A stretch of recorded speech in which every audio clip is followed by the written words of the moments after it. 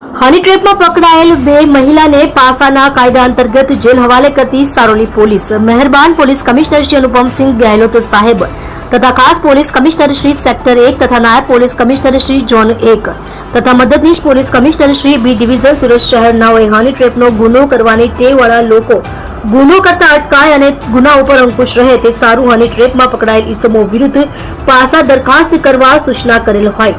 જે સૂચના અને માર્ગદર્શનના આધારે police inspector Shri S.R. Vekariya તથા સર્વેલન્સ સ્ટાફના police sub inspector H.L. Desai તથા હેડ કોન્સ્ટેબલ ભાવેશભાઈ વાઘજીભાઈ તથા પોલીસ કોન્સ્ટેબલ પરેશભાઈ નાથાભાઈ નાઓને આવા ઈસમો વિરુદ્ધ પાસા દરખાસ્ત તૈયારી કરી મહેરબાન પોલીસ કમિશનર સાહેબ શ્રી સુરત શહેરનાઓ તરફ મોકલી આપવા સૂચના આપતા દરખાસ્ત તૈયાર કરી મહેરબાન પોલીસ કમિશનર સાહેબ શ્રી તરફ મોકલી આપેલ. જે પાસા દરખાસ્ત મહેરબાન પોલીસ કમિશનર સાહેબ શ્રી નાઓ દ્વારા મંજૂર કરી પાસા હુકમ કરતા હની ટ્રેપમાં પકડાયેલ મહિલાઓ દક્ષાબેન સ્વર્ગસ્થ ભરતભાઈ આકોલિયા, દિવ્યાબેન વિઠ્ઠલભાઈ તરવૈયાની પાસા હુકમની બજવણી કરી અલગ અલગ જેલ ખાતે મોકલી આપી પ્રશંસનીય કામગીરી કરેલ છે.